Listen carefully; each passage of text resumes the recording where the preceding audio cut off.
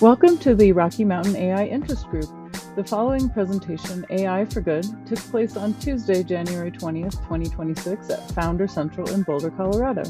The event included presentations by several local organizations and startups who are currently leveraging AI for positive social, emotional, environmental, and socioeconomic impact in our community.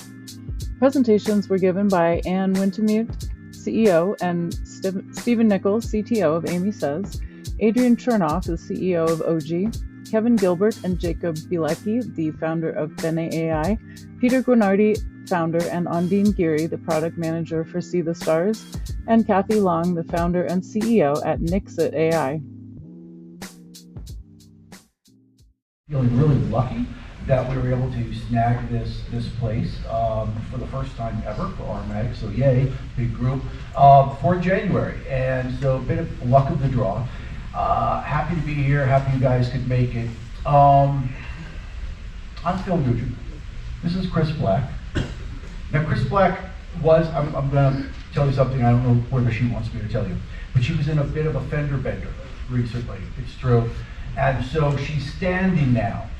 So whenever you see her standing, you should yell, "Sit down." It's usually what they say to me. Sit down.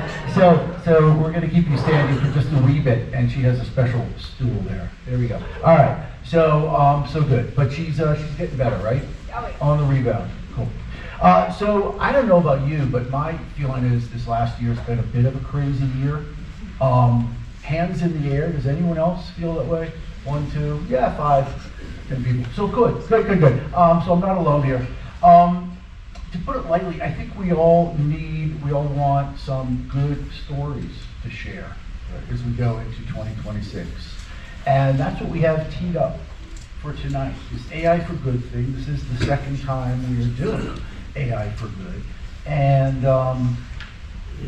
it's a reminder to everyone, not that everyone in this room needs it so much, but everyone out there sort of on the periphery, that there is good, and I would say a lot of good in AI. If you read a lot of the headlines focus on the negative, there's definitely some of that.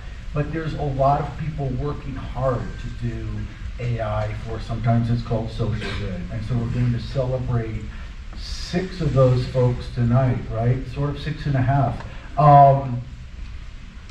And for those of you who might be new, can I just get a quick, if this is your first RMAIIG meeting?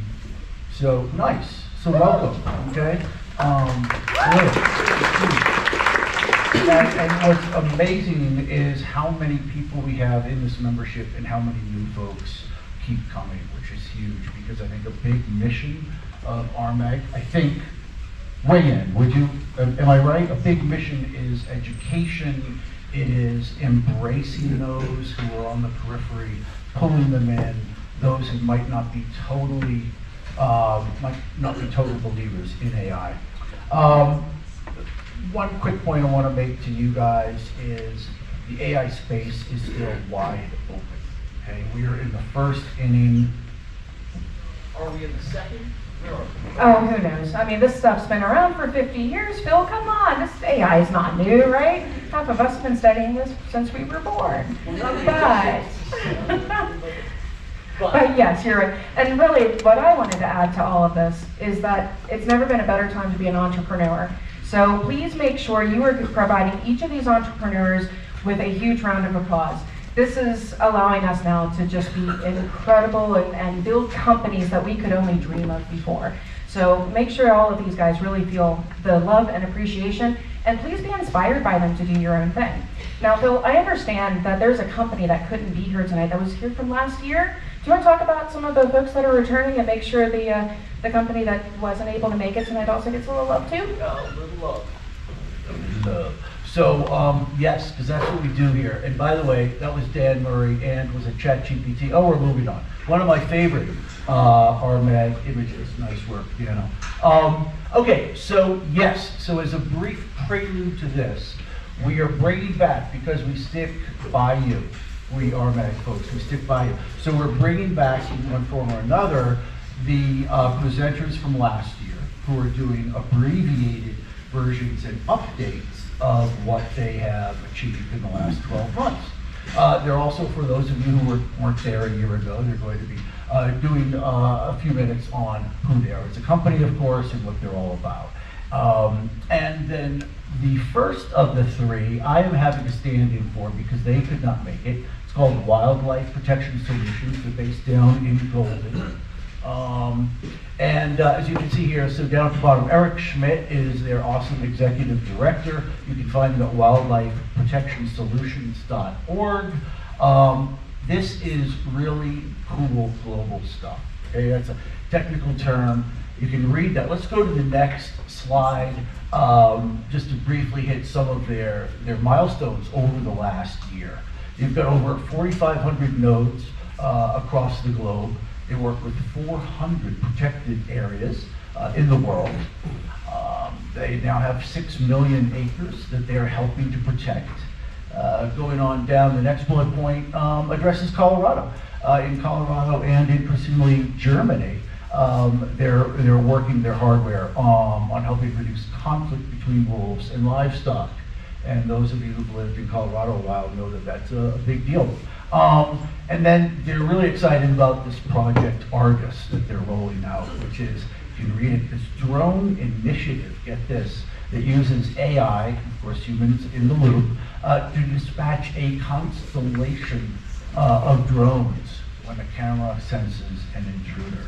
How cool is that? Again, these guys are down in Boulder. Check out the website, a great group. And with that, we now go into, so we have two others from last year presenting in person. And first one, we're going to bring them up in a sec, whenever they want to. Our first returning alum is a company called Amy Says. And Amy Says is the first AI platform built specifically to support people experiencing relationship abuse. Amy helps users recognize abusive dynamics, document what's happening in real time, organize evidence, and prepare for legal, academic, workplace, and personal decisions. Amy's presenters will be CEO and just coming up, and CTO Stephen Nichols, and is an expert in coercive control and has spent years helping survivors recognize complex abuse dynamics, navigate legal systems, and reclaim their autonomy. Stephen leads architecture, safety, and AI engineering for the platform, building the technical backbone that allows Amy to deliver accurate, context-aware support across complex abuse scenarios. Please help me welcome and Steve. Thank you so much. Thank you all for coming out tonight. And show of hands, were you here last year when we first, oh, that's pretty good. That's pretty good. We got what, about 15 folks who've already heard this. You're going to hear some of the things again. We are really grateful to be back here for a second night, a second year, talking not just about the things we got to talk about last year, but about how much we've done since, how much we've learned about users, and how much we've learned about this particular space. So about 2 years ago, Stephen said, hey, let's get a cup of coffee. And I said, all right. I was working directly with survivors of post-separation abuse. They were navigating complex litigation and family court and child abuse and domestic violence allegations. And he was reading everything related to generative AI right at that first cresting wave. He said, I think we can solve some of their problems with AI. Let's see if we can build something. So we did. We built this simple Flask application where people could put in a message or something nasty that their abuser had said to them and have it analyzed for abuse dynamics. I stuck it in a Facebook group without his permission. He was kind of upset. And like 30,000 messages were submitted into it. So I got to go back and say, yeah, I think that AI can do something about this. So Amy's second birthday is in 2 days. So 2 years ago, we launched our MVP. And that was what we got to talk to you guys about last year, was essentially how we had built this kind of chat-based platform to help address some of the urgent needs of people who were experiencing this really challenging issue that pervaded into all aspects of their lives. And tonight we get to talk about some of the things that we've actually learned from those users and some of the new opportunities that we get to build into. So one of the things that we quickly learned from users, I'm not good with clickers. Oh, I just doubled up. I'm going to stop clicking. Behind you, sorry. Okay.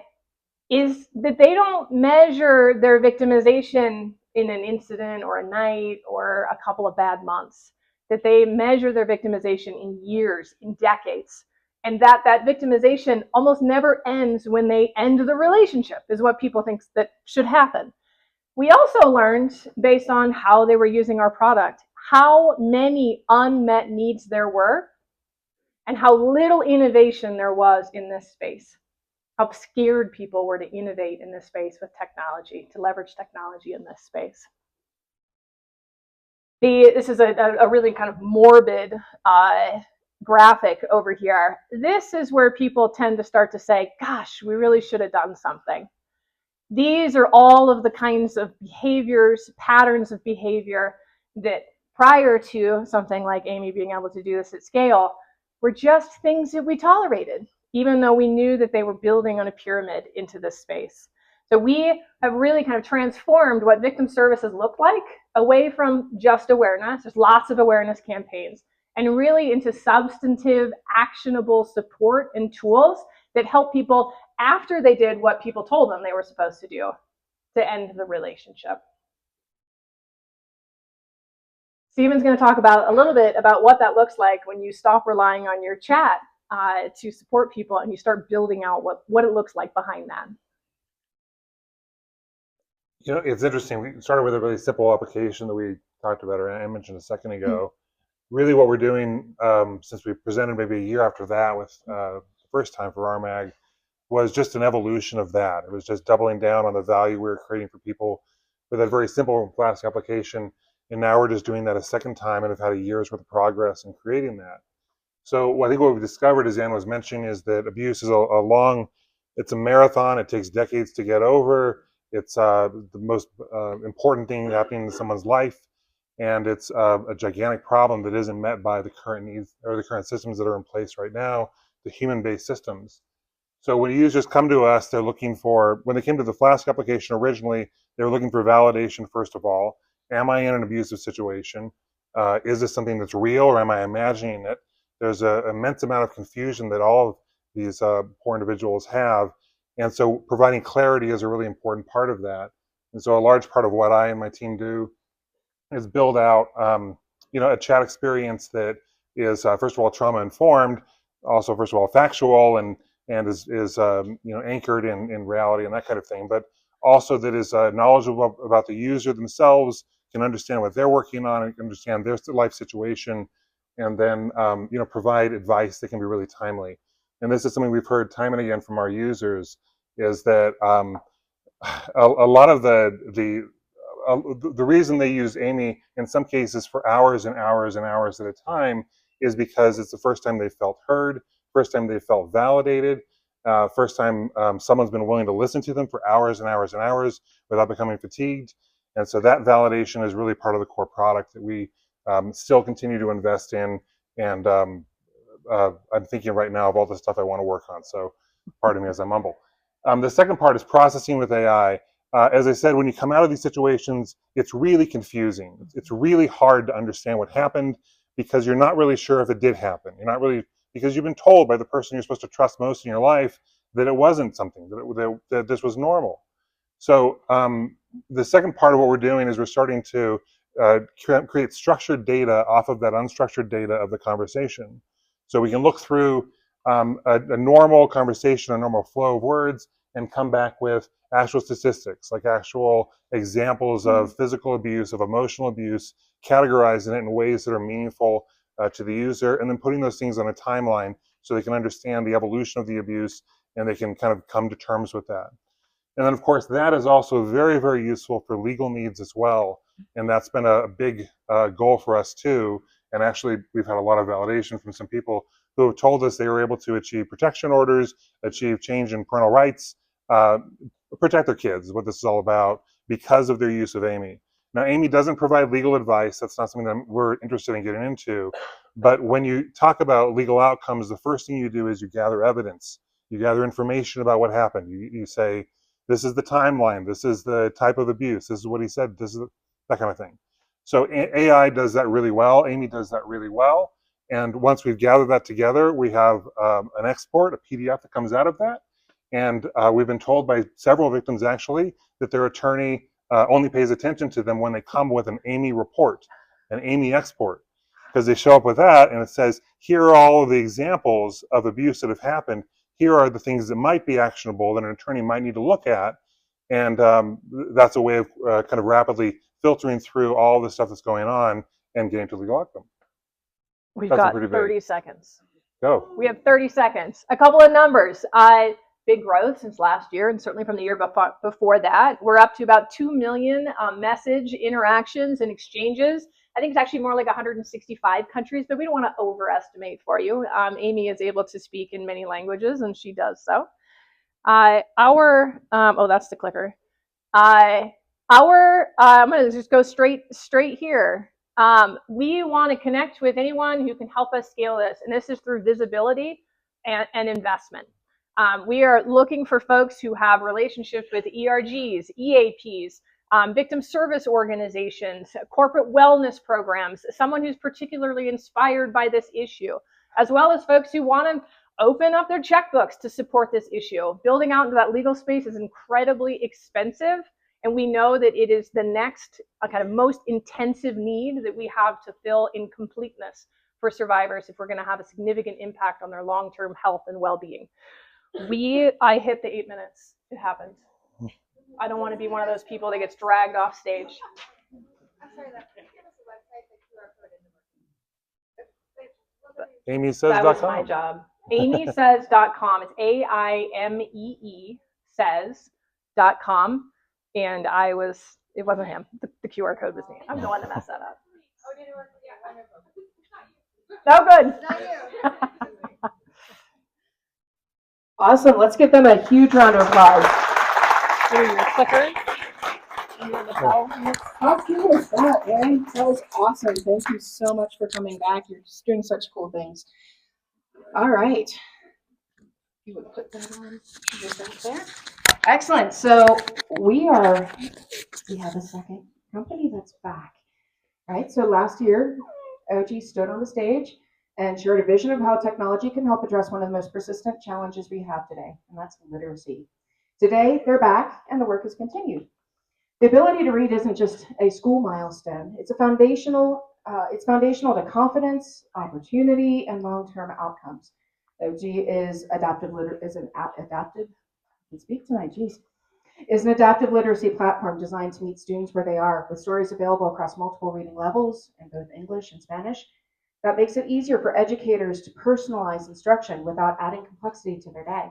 What makes them stand out is the focus on practicality. This isn't about replacing teachers or abstract AI promises. It's about giving educators tools that help more students build reading skills one story at a time. It's led by Adrian, CEO of the company. Adrian holds more than 90 patents. I want to let that sink in for a second. 90 freaking patents. You're busy. He spent his career building and leading technology across industries, including automotive, healthcare, education, and consumer technology. The work consistently focuses on translating advanced technology into products that function in real-world environments at scale. So, returning AI Good alum, you're representing what progress looks like, and we want to hear about it. So, where have you been in the last year? Let's welcome Adrian. Thank you, Chris. Thank you. We make learning accessible. Can everybody hear me okay? All the way in the back? Thank you. So 2.5 years ago, the idea for OG started in this room, in the middle table over there, when we were part of the Antler program, and we were funded through Antler. A year ago when we came, we were showing a new design iteration through a mock-up of what we were going to be building with 11 reading levels per story that we're going to deploy. So that was 1 year ago. Now, from that time to now, we built the most accessible learning platform in the world. Now, what does that actually mean? So every book that we deploy has 18 levels in English and in Spanish. So any book that someone can read is accessible at all these levels. But why is that significant? Why is that actually needed in the world? So if we look at what happens through K through 12 today, students actually receive materials at the grade they're in. So if you're in 5th grade, as an example, if you're in 5th grade, you get 5th grade reading materials. But 2/3 of the classroom can't even read the materials that are handed to them. There's also about 20% where the materials are too easy for them. In a 5th grade classroom, there could be 11.5 grade levels that span a classroom today. So one size fits all doesn't fit all the readers and what they need to learn and advance in their reading abilities. But OG does something significantly different. Because we offer all these levels and abilities to engage with that content, we engage everybody from those who are lagging, those who are exceeding, those who are actually at that level that they're at. Also, those who have dyslexia, we support them. Those who are blind or visually impaired, we support them. Our tool actually connects to Braille readers. You can actually read with actually not seeing what's on the screen. But our screen visuals are outstanding. And we support bilingual learning because we have English and Spanish. What's also unique about our Spanish isn't a translation. It's actually written in the language, so it actually comes across as contextually aware. Most Spanish written materials are translated, so they're not as good as they could be. Let's check it out. Every kid needs something different, and I'm the one trying to figure it out. I've tried everything: Epic, the library, my curriculum, thousands of books. Still, nothing works for all my students. I scroll, I second guess. I try everything, and it's still not working. Then I found OG. A few clicks, I set each student's reading grade, and just like that, the entire library transformed. 15 reading levels, K through 12, English and Spanish, reading comprehension questions built in, same content, same story, different depth. Now every student is reading at their ability on the same topic with the same story. It connects to what we're learning and shows me how each reader is progressing, whether it's one student or an entire classroom. With OG, everyone reads their way. So today, thank you. Today we have 19,000 levels of content. So we've used AI to create all this kind of content, and I'll walk you through that. Over 150,000 pages of text, 9,000 images, over page images that we have, and over 4,000 characters. How do we do this? So we use AI extensively. We spent a year training AI so we could create every single level, the 15 reading levels that we have, the 3 audiobook levels that we have, the reading comprehension questions that come out, the vocabulary each level, the language translation, actually not translation, but creation process. All these aspects, we use 28 agents to create all this content. So we curate our images, so our images are actually aligned from page to page. Our characters are consistent. Everything is safe and responsible AI. And what this looks like is we have all these assets here.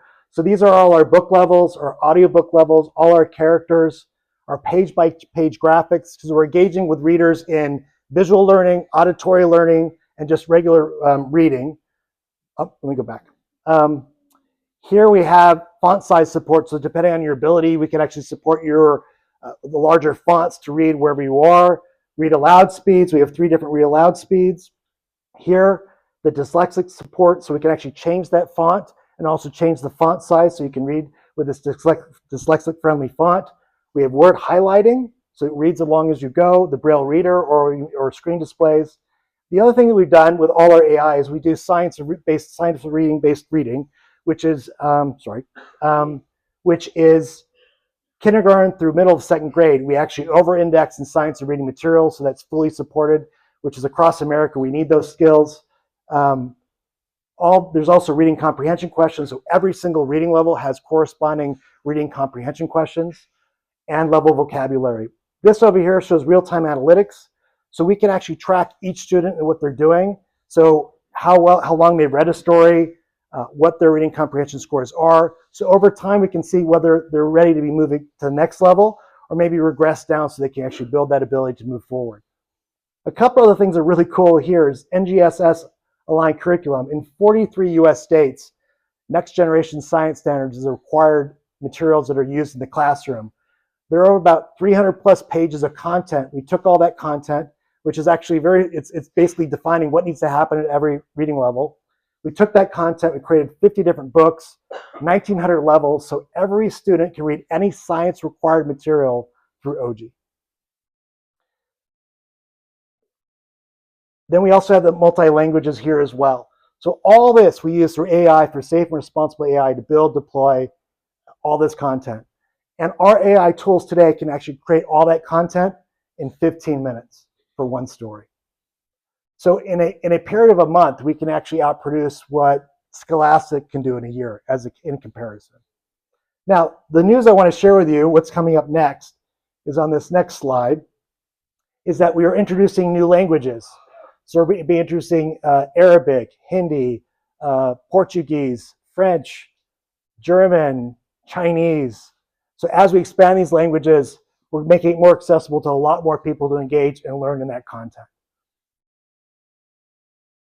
So I want to thank everybody for coming. If you want to learn about OG, go to og.com, ojje.com. We are making a difference in everybody learning how to read. Thank you so much.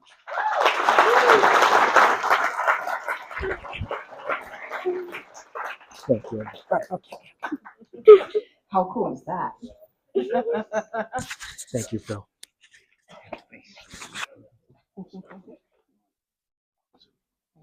So, wow, I love it, right? And so you've seen 2.5 of our returnees from last year, and I just got to say they've all made crazy progress in that time. So a big round of applause, if you will, again to our returning alumni. Yeah, we like that. So now, what is up? So now we begin the new ones for 2026. Jacob, where are you? Come on in. I'm going to introduce you. Jacob, welcome. All right. So Jacob has a company called Bene AI. Bene as in the Latin, right? Good. Sure. Yeah. Bene. Good AI. Bene AI bridges the gap between AI and social impact. Based in Denver, the consultancy provides accessible, affordable AI advisory services to small and medium-sized mission-driven organizations. Bene AI empowers teams through learning modules, policy and governance support, and strategic planning. The founder of Bene AI, Jacob Bilecki, has spent his career helping hundreds of mission-driven professionals and organizations in the US and abroad to build better business acumen and strategic clarity. Jacob was previously the business results manager for Boulder County, and before that, a senior consultant with California-based Collaborative Consulting. He now lives in Arvada with his wife and 2 daughters. Please help me welcome Jacob. All right. Thank you very much. And thank you, Chris and Phil, for organizing the session.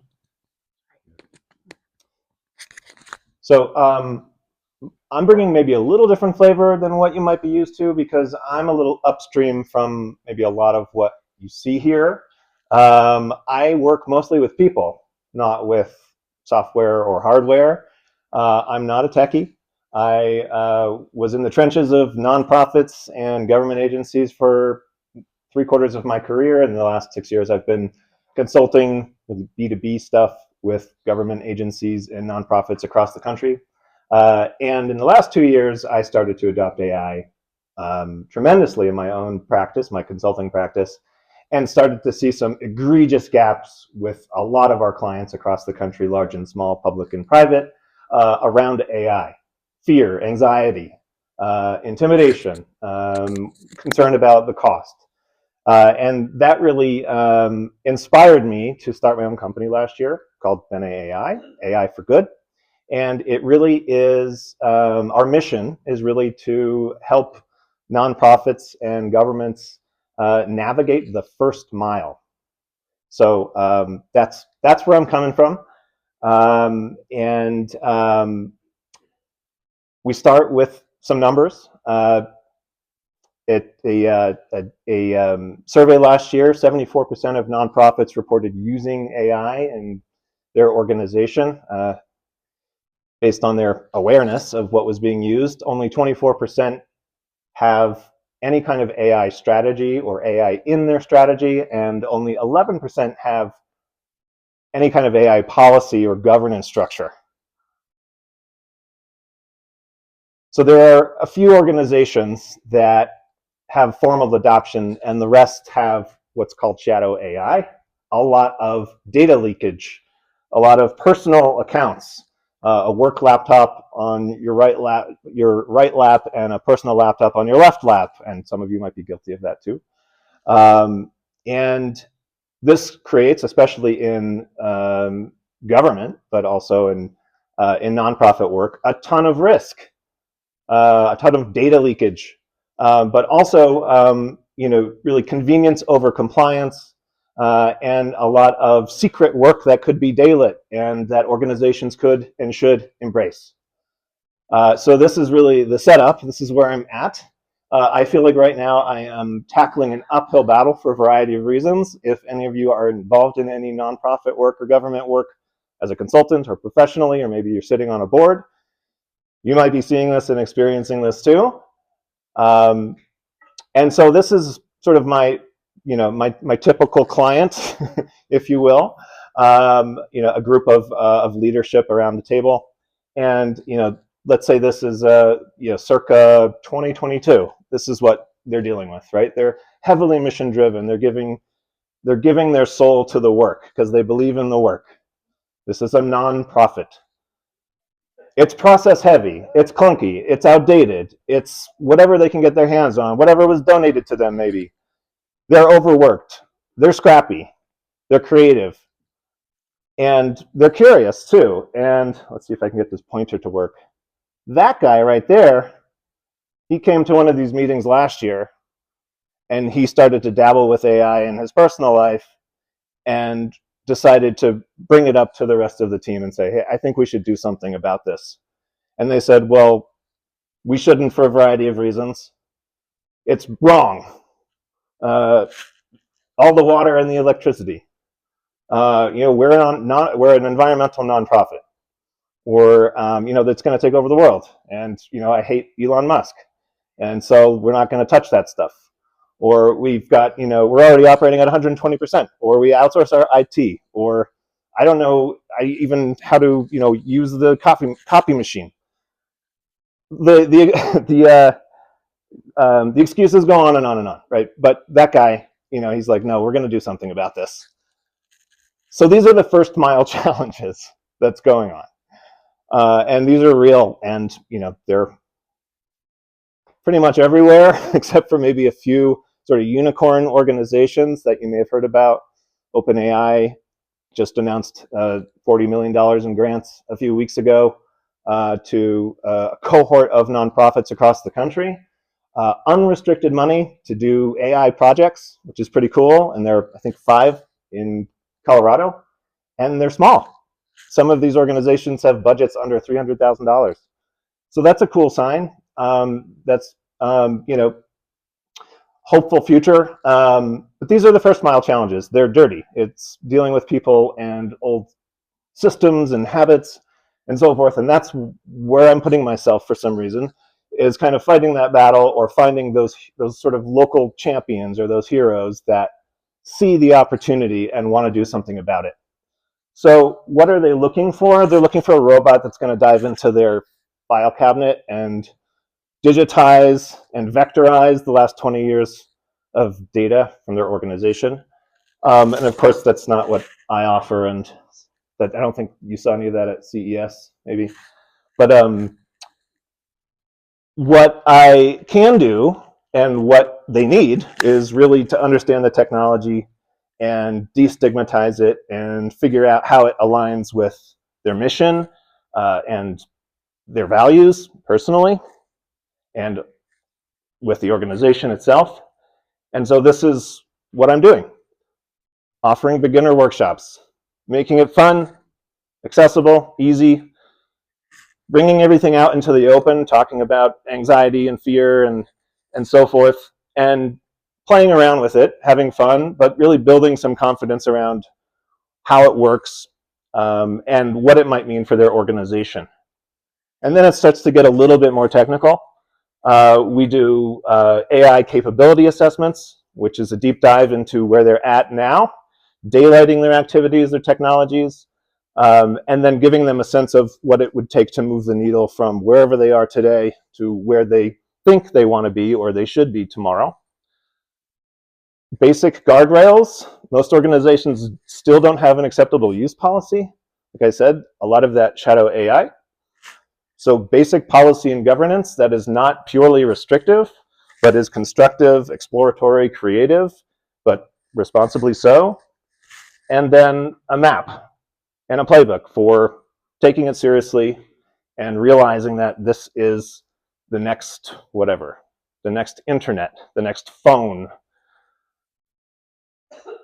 So I don't know if you've been in the nonprofit space, you might know what a logic model is or theory of change. It's basically kind of the recipe for the organization.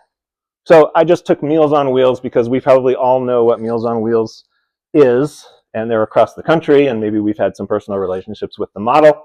Home delivered meals plus routine check-ins for people who are homebound, older folks or people who are disabled. So this is their logic model. Inputs, what they're putting in to their work, their activities, what their intervention is or their services, their outputs, so their volume, what's coming out of that work, their outcomes, what are the results of their activities and their outputs, and then ultimately impact. What kind of sort of larger influence or change are they realizing? So all organizations operate under this kind of model. Some of them map it out like this, a lot don't, or they haven't in 20 years, but this is sort of their DNA in a way. So this is one way to very quickly bring down the barrier, is to take their logic model and to start to plug in, these are sort of bolt-on AI opportunities. So immediately, just by looking at a logic model, you can start to see where there could be opportunities to bring in AI tools and AI skills from the simple to the very complex or complicated throughout their logic model. So this is what I'm calling right now a logic model transformation simulator. It sounds like something I'm building in my garage, but it's just something I vibe coded. And it is part of sort of that barrier reduction that we do. It's taking something as sort of elementary for an organization as their logic model and immediately seeing where there are some maybe short-term and long-term opportunities for them to adopt AI and start to think about the future. So that was one thing that I wanted to kind of introduce with the company. I want to do a time check. Oh, okay. I also offer this AI capability assessment.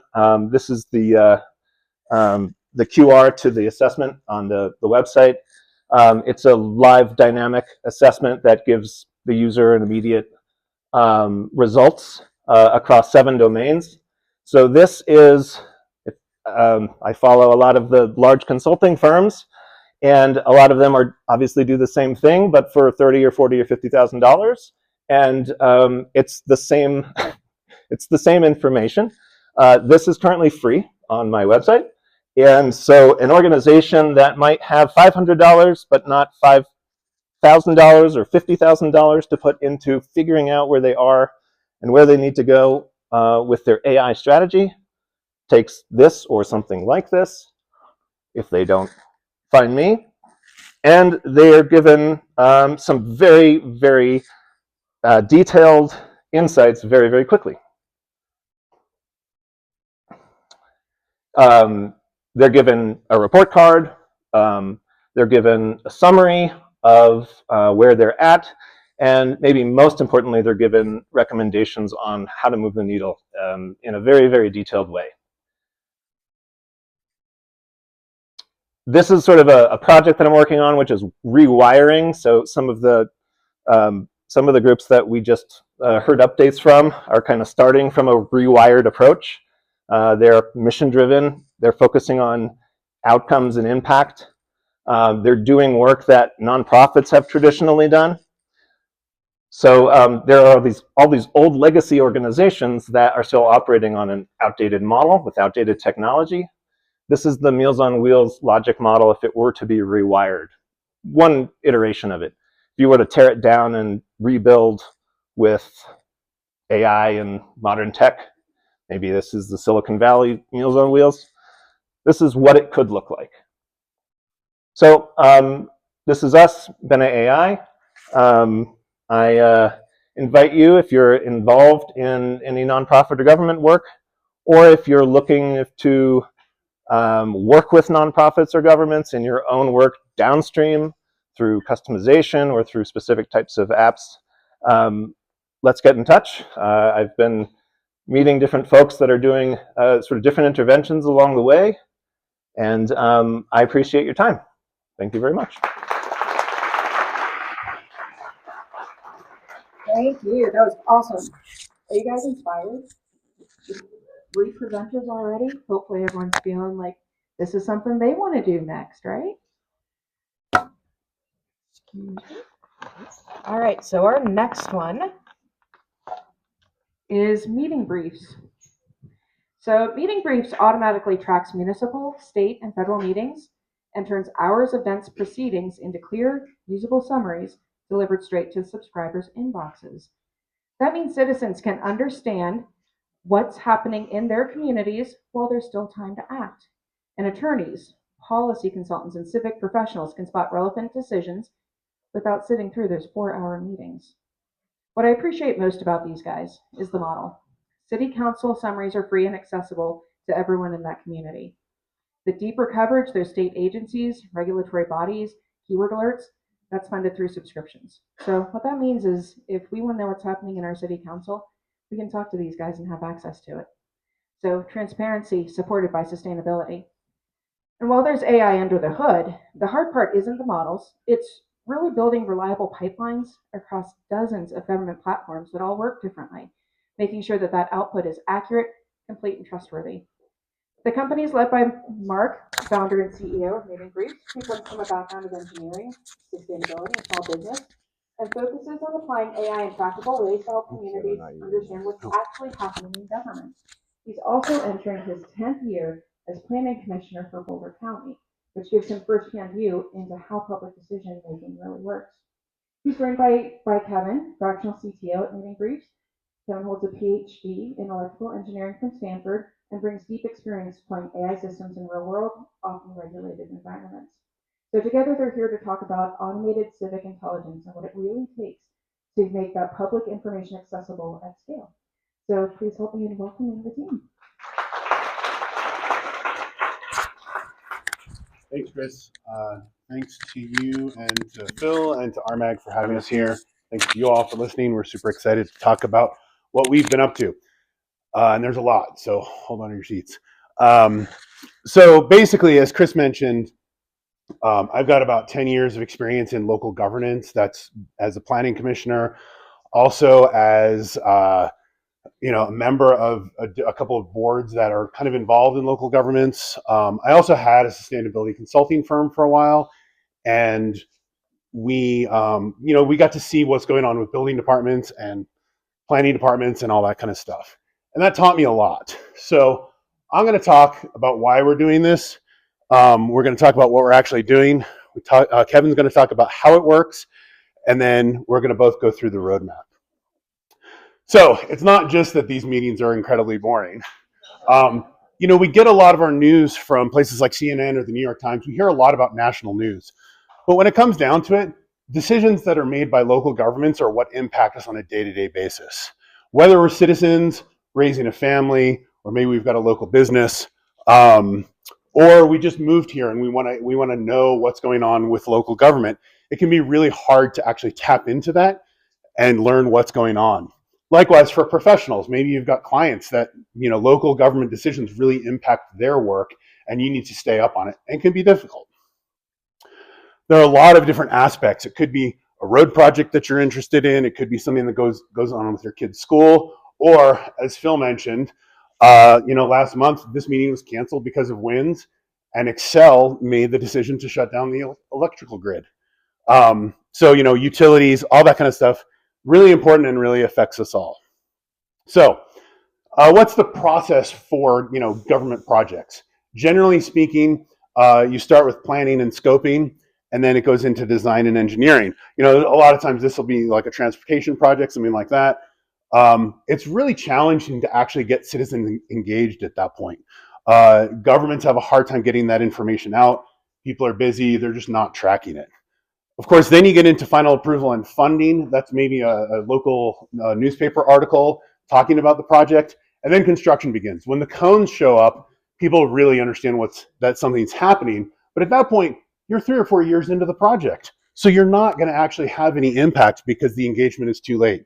But people are gonna be up in arms, right? So one of the things that we're trying to do with meeting briefs is move that engagement earlier. So this is not only going to give people more of a feeling that they can actually have an impact in their local government and their local society, but it's actually going to make it more representative because more people are going to be engaged and we're going to get a better project out of it that serves the actual community. So one of the problems is that engagement is skewed, right? If you're super passionate about something going on in your neighborhood, you're going to show up to that city council meeting. Who here has been to a city council meeting, by the way? Okay, keep your hand up if you've been to more than 5. Oh. All right, I'm actually impressed with that. So a lot of times the people that show up are passionate. They're also time rich. We see a lot of people that are retired and want to be involved, and that's great. But it also skews the feedback that a city council is going to get much older, much more towards home ownership and away from renters. And of course, then there's also corporate interests that actually have the money that can have their interest represented. So one of the problems is that engagement lacks diversity. If you've got a city council meeting that's 6 hours long on a Thursday night, that's not going to be conducive to someone who does shift work or is working 2 jobs to support their family. It's also not conducive to someone who has to pay for childcare for that time. They're just not going to show up. Now we can say, okay, we'll put it up on YouTube. Well, that's great that it's public now, but that doesn't really make it transparent. It's still a 6-hour meeting that nobody has time to watch, right? And so it's not really accessible either. So what are we doing about it? We're using AI to come up with a summary, and basically you can see this is Boulder City Council. We've got just basically a little blurb about it, and then we get into the actual summary. We have attendance of who is there, and then we actually get into some detail, right? And generally speaking, our goal is a page per hour of meeting is what we say. We want a good amount of detail because you want to actually know what's happened.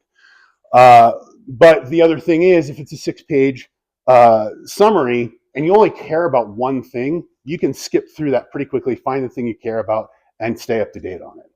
All right, now I'm going to hand it over to Kevin. He's going to talk about the how. All right. My button here. Okay. Hi, my name's Kevin Gilbert, and I'm the geek tech behind meeting briefs, inspired by the work that Mark's done. So a couple things have come together that really make this possible. It makes it pretty exciting. One is there's a lot of public information out there. It started with a bunch of documents, but now we have meetings, we have meeting videos, they're live, they're recorded, they're out there.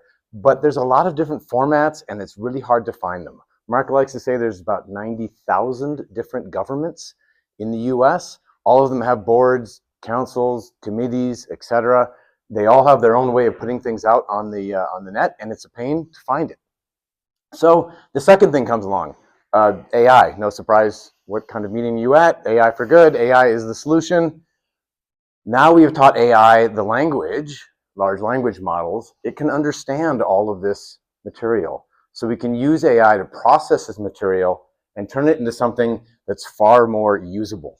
So we use that to take these meetings, transform them into transcripts and summaries, then use more AI to turn them into something that you can consume.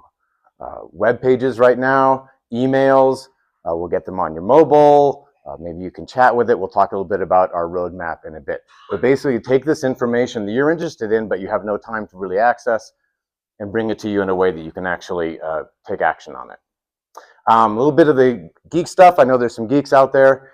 I won't go into this in detail. I just want to say it is an amazing time to try and make a difference. If you have great ideas, it is easier than ever to make them happen at scale. It is really incredible. These are some of the things that we use. I'm happy to talk about them with you later if anyone's actually interested in these things. But just wanted to say it is really amazing right now what you can manage to do economically and quickly.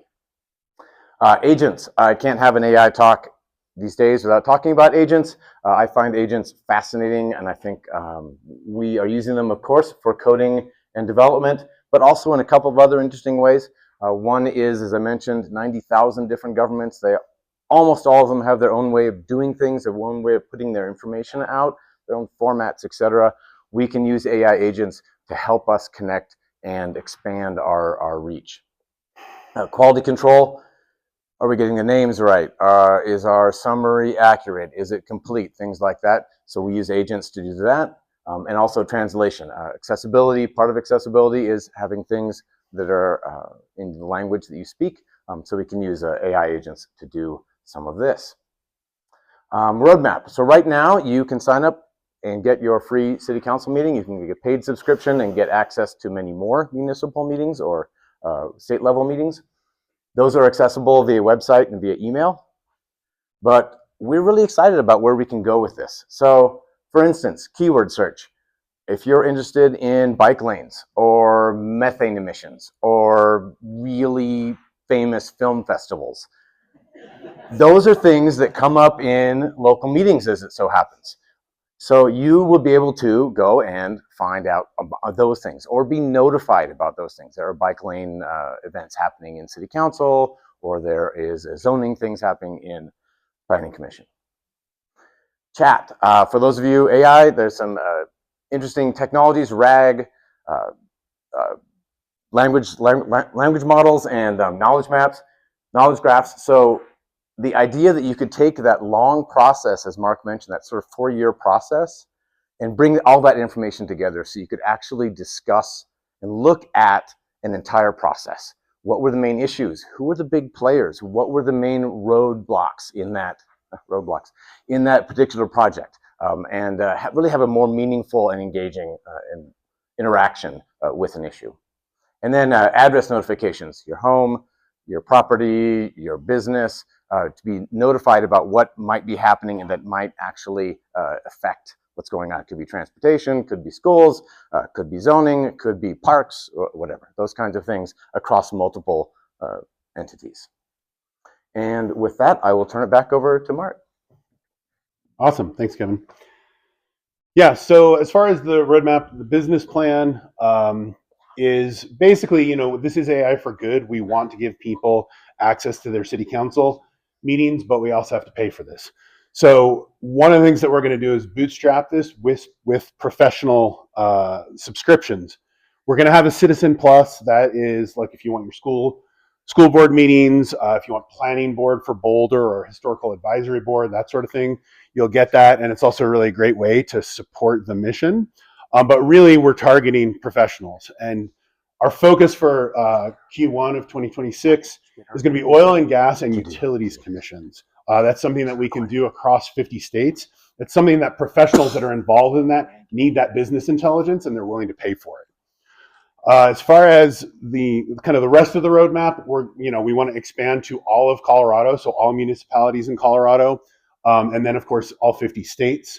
We want to do all state level meetings. Colorado has something like 230 boards and commissions at the state level. Now we're probably not going to do all of those, but we want to do as many as we can that people are really interested in.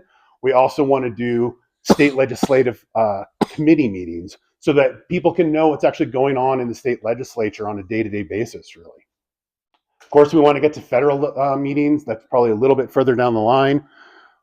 But another big thing that we want to do is we want to actually have a government-facing site, so we can actually help governments get this information out to their constituents. And one of the constituents of government are other people in the government. I don't know how many people, but I imagine there are a lot of people in the Colorado state government that need to know what happens at the Public Utilities Commission meeting.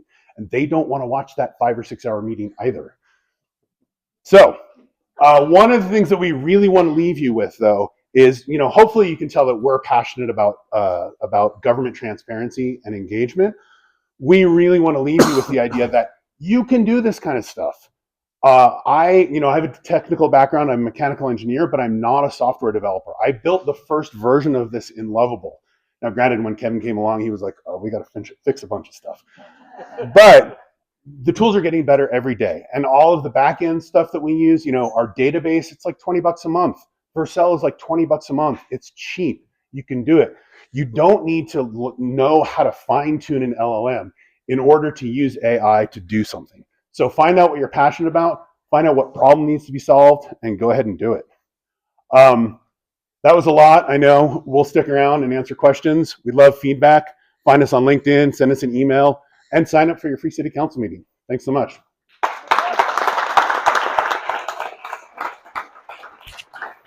How cool is that? I'm really excited because, like Eli, I moved here recently, and my first election, I couldn't figure out what was going on. So I really appreciate these guys. So I'm gonna jump in here while I switch out the slides. You betcha. Thanks, guys. That was awesome. So we are halfway through the new. You're not contestants. What are you? Presenters. Okay. Contestants. What are we running here? So with that, I would like to give a warm welcome to See the Stars. See the Stars is a mission-driven agency that has spent a decade using the science of direct response marketing to help connect people with the services they observe. The firm has referred nearly 1 million individuals each year to programs that improve their health, stability, and financial well-being, and the agency is now using AI to dramatically accelerate what's possible. In this session, they'll share how they're building an AI-powered platform that streamlines the path from need to help, starting with one of the most complex challenges in the benefits landscape, priority tax assistance. Peter Gennardi, founder of See the Stars, has spent 25 years leading teams across nonprofits, agencies, and software companies to build products, launch programs, and scale what works. Andy Geary, product manager, is a researcher and community builder with more than 2 decades of experience leading programs in nonprofits, arts organizations, and education. Please help me welcome Peter and Andy. Thank you so much. Awesome. Thank you very much for the introduction. Can you guys hear me in the back? Okay, good. They told me I have to eat the mic, so if it sounds horrible, please raise your hand, wave, and let me know. Good evening. My name is Peter Gennardi. Like Phil said, I run a company called See the Stars. I'd love to talk to you tonight a little bit about the work we're doing to help people in need find services to improve their lives.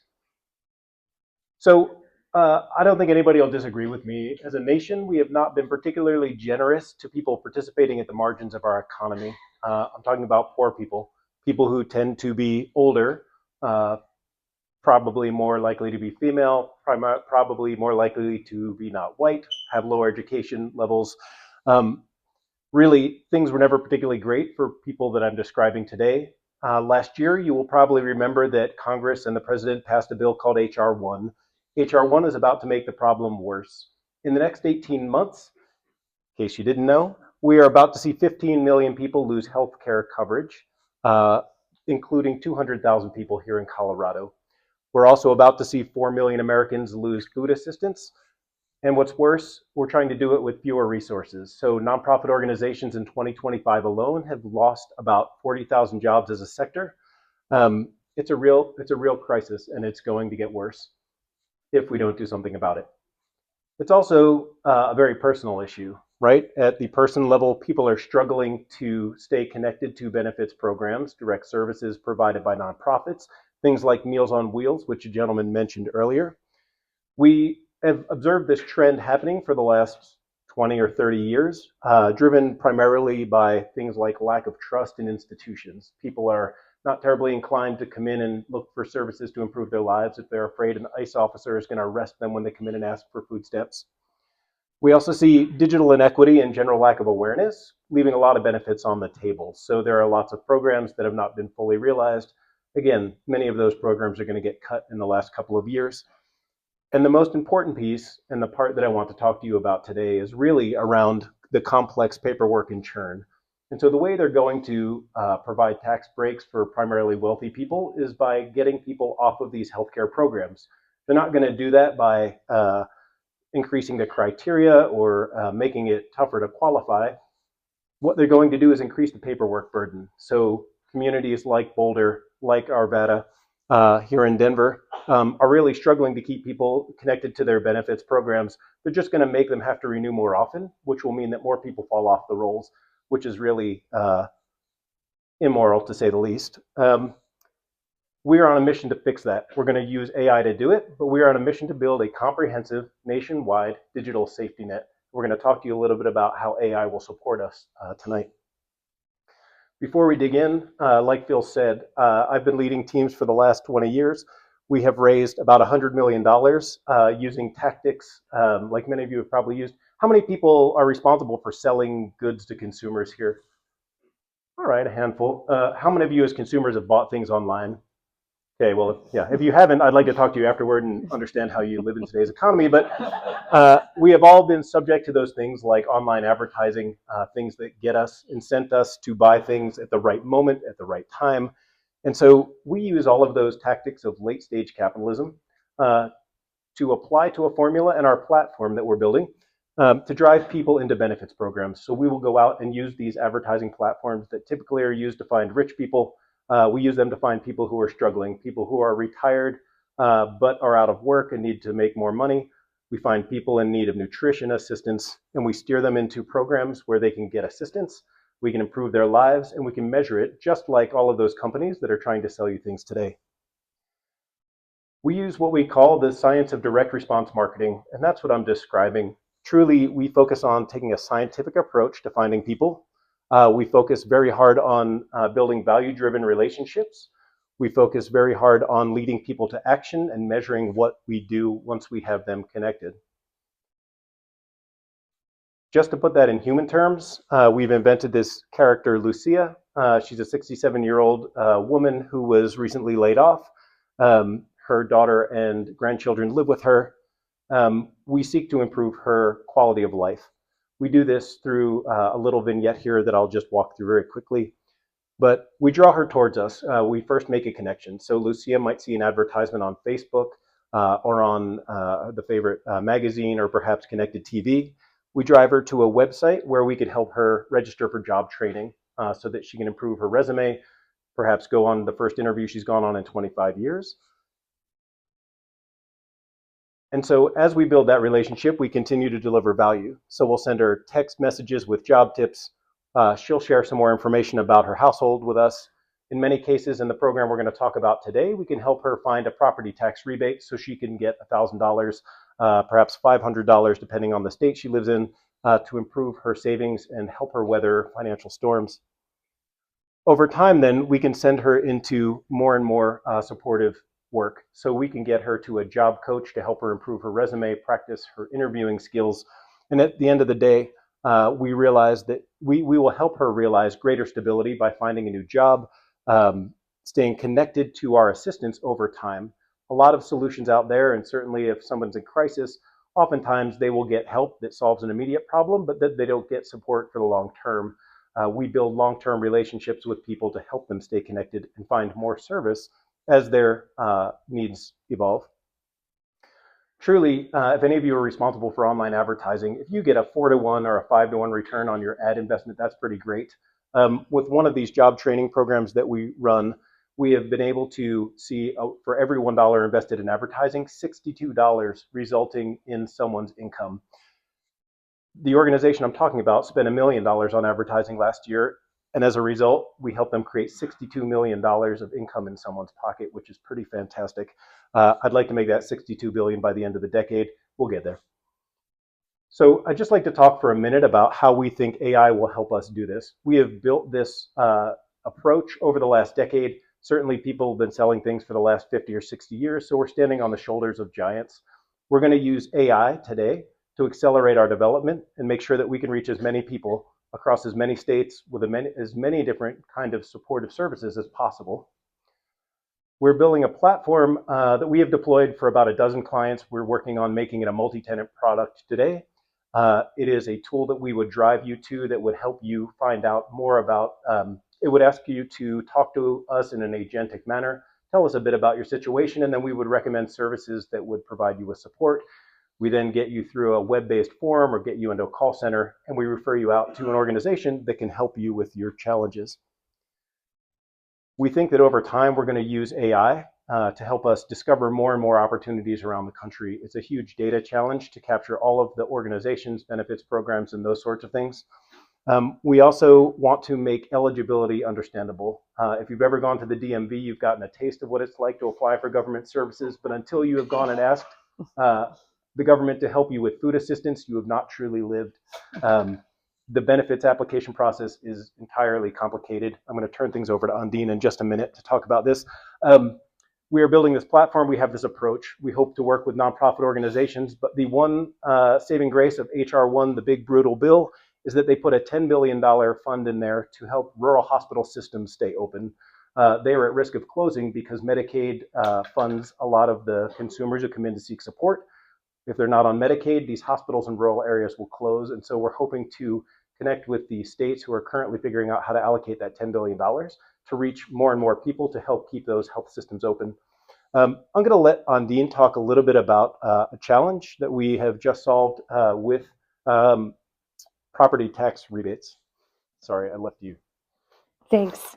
I have note cards also because I'm very long-winded, but so I might not need those. But so the context, right? Every state has programs that they offer to folks in the state to help reduce the property taxes that some people pay, right? These programs are really intended to help the elderly population, folks living with disabilities, folks living with low income, veterans. You get the idea. So it's real money, and it helps people. It's cash assistance in the form of a tax rebate.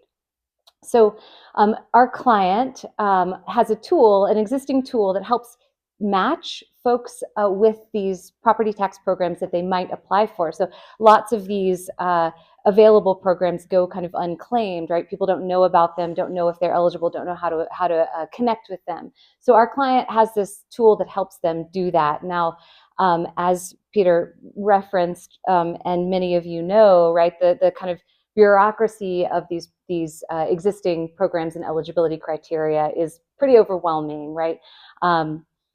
And the tool as it exists today essentially is just asking the users these current eligibility questions per state. We're going to help make it better, okay? And I'm gonna read you one of the existing questions. It's an actual question that a user would have to answer in order to really take advantage of this tool and find out which programs they match with. Okay, I want you to raise your hand when you think you know what some of the pain points might be that the users might experience. Okay, this is an actual question. Okay.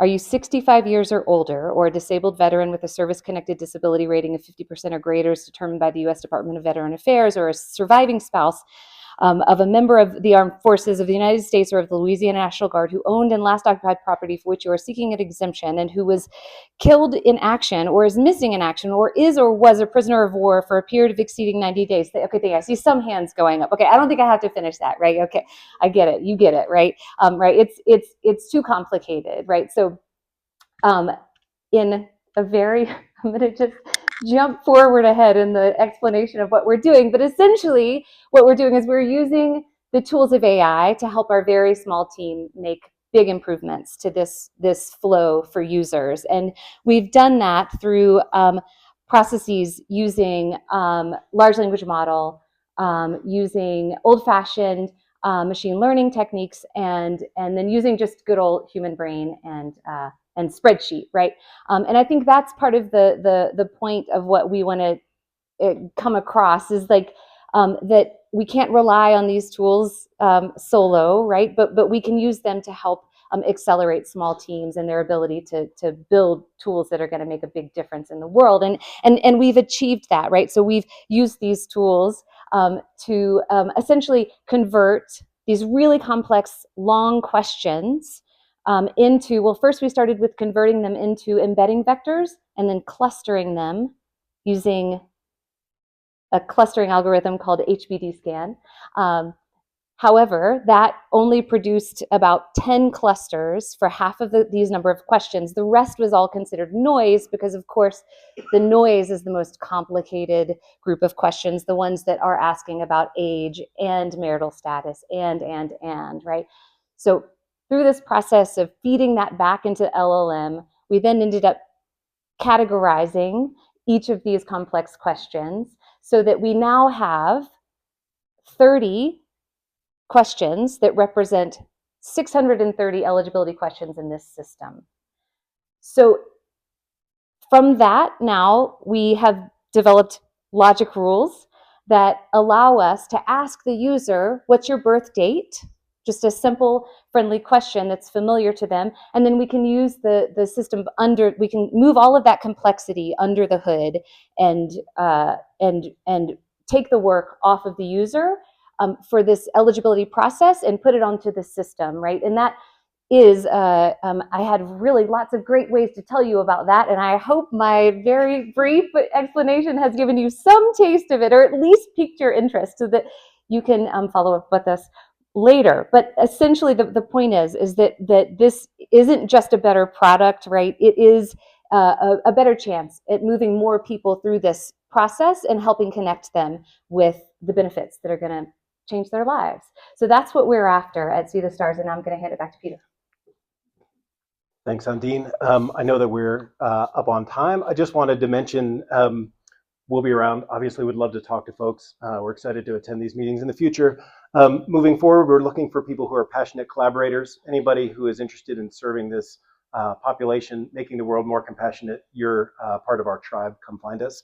We're looking for people who are experts in ad tech and can help us access some of the cutting edge ad tech out there. And finally, if anybody's interested in our Series A, while we are well bootstrapped today, we would love to take this to scale quickly. So thank you all very much for your time. How cool is that, guys? Wow. Awesome. Thank you both. All right. I'm up next, right? Starting to lose track of the schedule here. Hey, Bill, would you make sure everyone is mic'd up for Nixit, please?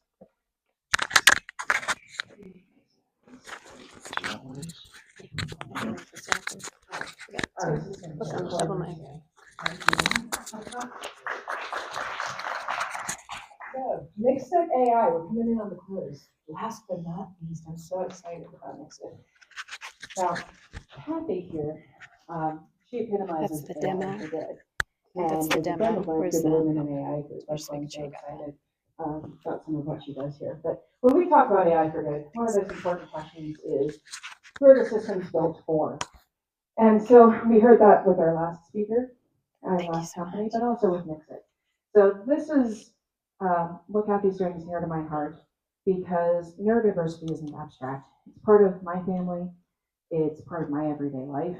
And too often technology asks people to adapt to it, especially the neurodivergent individuals navigating education, work, and the daily systems that weren't designed with them in mind. So Nixit AI is taking a different approach. They are building an AI-powered support ecosystem designed for neurodivergent people, their families, educators, and care teams, which reduces the need to juggle dozens of disconnected tools that don't talk to each other. The focus isn't in forcing conformity or optimizing people into predefined boxes. It's about creating support systems that reflect how people actually communicate and how they live. The work is grounded in real world experience, and that perspective matters. The company is led by Kathy, founder and CEO. Kathy brings deep experience building and scaling operational systems, and is also a longtime supporter and advisor for Women in AI and our community here at RMAIIG. And she's building Nixit, informed both by research and lived experience, which shows up clearly in how the product is designed. So at a time when so many AI conversations center on speed and scale, Nixit reminds us that dignity, accessibility, and authenticity are just as important. So please help me in welcoming Kathy. Thank you so much. It is such a pleasure to be here, and thank you to Chris and Phil. They did an amazing job, so hopefully I can wrap this up. 25 years ago, I was pregnant with my first child, and it was at that point that I realized my life would never change. It wasn't going to change whatsoever.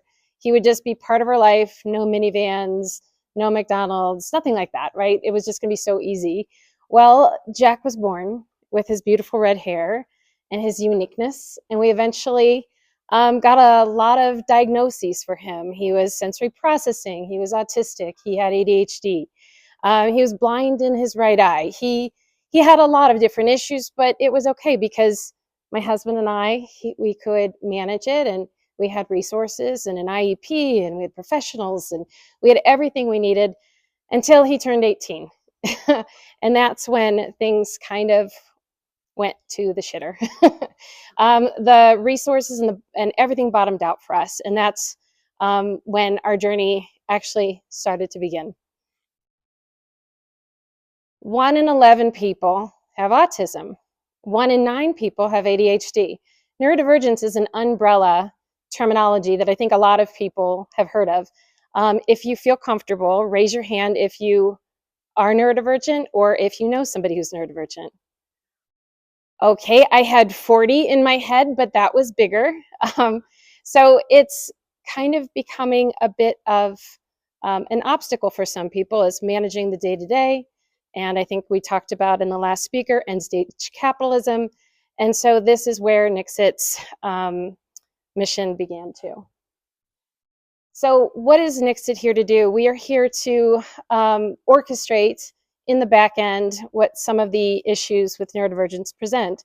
So 2 years ago, I was getting blown up on my text because my son had to go to the doctor.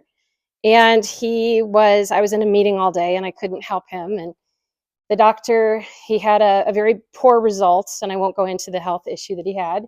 And he had nobody to talk to because we don't talk to dad. We don't call dad and we don't text dad. So I'm in a meeting, I can't help him. The questions were actually quite banal. It was nothing that he couldn't probably have talked to the doctor about.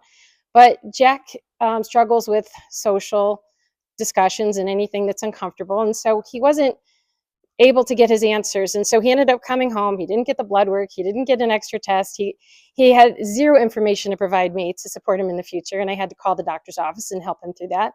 And at 2 a.m. That same night, all I could think of is, how am I going to keep doing this? I'm going to die one day. Like, I won't always be on speed dial, and I have to figure out something to help him. So we start thinking of the morning brief. What would help Jack manage his day? Well, if he's able to know what his day is going to look like, and there's some sort of crystal ball, we could help Jack. And then if we think of what is the AI and the gift of AI, what can we do behind the scenes to help manage him with a multi-agentic process, which is what my husband and I started thinking about. And then when we think about the consent architecture that it has to be, Jack's 25, he doesn't want mom in his business. But there will be some opportunities where he wants me to share in his event or his task or some of his group chats because he needs my help. And so this is where we start to think of how to protect his autonomy and his dignity with a consent architecture. So I want to say no one needs fixed. Jack doesn't need fixed. My other 3 neurodivergent kids, I know it's genetic, they don't need fixed. And what we find, or what we have found when we went out to the market to look for solutions for this, is that they had to download an app. And my son said, I'm not going to do an app. So we thought, okay, how do we do this? No app. Like how do we figure this out? So we decided, what about RCS and SMS forward? What if there's a way for us to be able to provide him a web portal platform, but yet he doesn't have to download anything. He doesn't have to look at anything. He can just talk to the AI via text and get his answers and to be able to process his day. The other thing too is clinical language, huge turnoff, big bummer. Nobody wants to do it. So we have started to integrate intuitive language, Gen Z. I've learned all sorts of language that I was unaware of through AI agent orchestration and a phenomenal team that's helping us build that. And the other thing is, we, again, with consent architecture, which is incredibly important, we want to build bridges. We don't want there to be surveillance. And in fact, surveillance is one of the bad words in our group. Kids don't want to have mom and dad watch over them. No 25-year-old wants his mom to know what he's texting the AI. That's, I don't want to know what he's texting the AI either. And then the other thing too is, how do we measure that he's doing well? How can I measure as a parent? So some of the things that we're measuring is he thriving? Does he feel better? And there's check-ins inside the app and architecture so that we know he's doing okay, that Jack's alive and he's going to make it that day.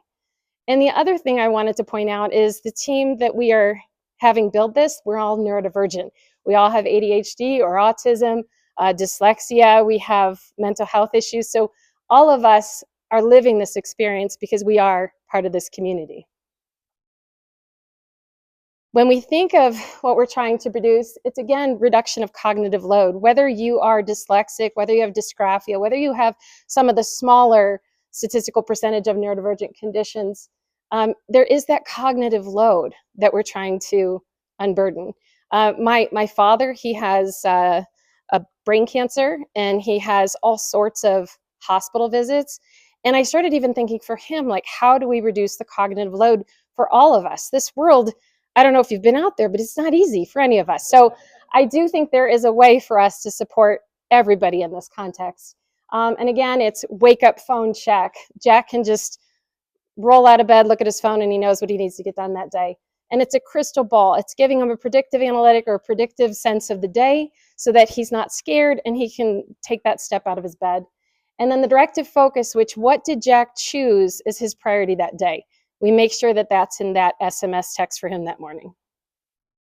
And is this a big industry? Probably. It's a $65 billion support industry for 50 million neurodivergent people. That is crazy. And people that are being diagnosed, especially women, later stage adult women, are being diagnosed at an incredible rate.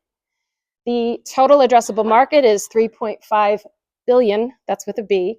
The service addressable market is 550 million, and the serviceable obtainable market is 752K. This is a huge market, and we think we might have market share at some point. When we think of how we wanted to produce this, there's two ways to go about it. Do we do this consumer first? Do we focus on the user? Or do we go after the money, the enterprise, get into the hospitals and the institutions? Well, we're poor. We're bootstrapping. So for us, step one is also focused morally on the user experience. We need to make sure that child feels trust in a system that has not been very trustworthy toward them. And so we are focused on the user. The cool thing is that that user gets to add their mom, their girlfriend, their roommate, their child, their whomever into their circle to be able to be part of their infrastructure and orchestration. That 2 million ARR is once we get product market fit for the user. What we're hoping is to capture that next step of the market, which are coaches, professionals, and clinicians. They want to know how that user journey is going and how they can help that child. And then that 6 million ARR, that's when institutions notice us. They're going to say, wait a minute, you're saying that I can know all this about the user and that now I have access into their family dynamic, and they're going to want to be a part of it because they want to support the user. So again, it's that network effect that begins with the consumer product, and that begins with my son, Jack. Traction. So some of the signals that we've seen is I want to pitch competition amongst other, 80 AI professionals and different companies that were pretty incredible. Thank you. We got second place, which I have to say was quite crazy. It was an international competition. We got second place. The next day, the fourth place contestant, she was on Forbes Argentina. She's incredible. She's doing some amazing things. We got a micro grant just this last month. We have an 85-person wait list. We have 15 people currently testing the product today. And we have 10K plus pilots, schools, college living experience, and other different companies that have asked us if they could beta test this for us. So it's getting kind of crazy. Zero marketing spend, and we're very excited. Our roadmap. Right now, my husband is my head engineer. He is making sure that everything is stable for our users. Safety and security and privacy are of the utmost concern. We're not ready to launch this until we get some of those things in place. In Q2, we're hoping to expand it, and we're hoping to start the process of getting HIPAA and SOC 2 Type 2 certifications by Q3. We're hoping to, and we've been told it takes 12 months, we're hoping to do it faster, the FERPA COPPA compliance. Those are super important things to have when you want to get into schools and you want to get into institutions. And then in Q4 is when we're hoping to launch a more broad application with SDK, because we want to make sure that this is accessible in every single way possible. Our team, a bunch of baddies. We have my husband, Rich Long, who's doing all the engineering, and he actually is the biggest marshmallow. He often cries when he listens to some of our user stories, and I think that inspires him to be, I'm sorry, I said you cried. I hope that doesn't hurt your feelings. But it was amazing. And then we have Justin Fern, who's our head of creative, and he is a genius and a total wizard. And then we have our Kiahi, who's our new marketing intern. So I'm Kiahi. And then we have Jamie Thompson, who is our fractional CTO. He's my bestie. We've been together for several years working together. And we're all very excited to support this community. And so what you can do, you can download, you can go to Nixit and you can sign up today. And it's www.nixit.ai. And feel free to sign into the SMS and the login portal. It's not perfect, just so you know, we're still at MVP stage, but we'd love to have any of your feedback. Thank you. And then I was going to see if I can quickly start the demo. Technology. Yeah.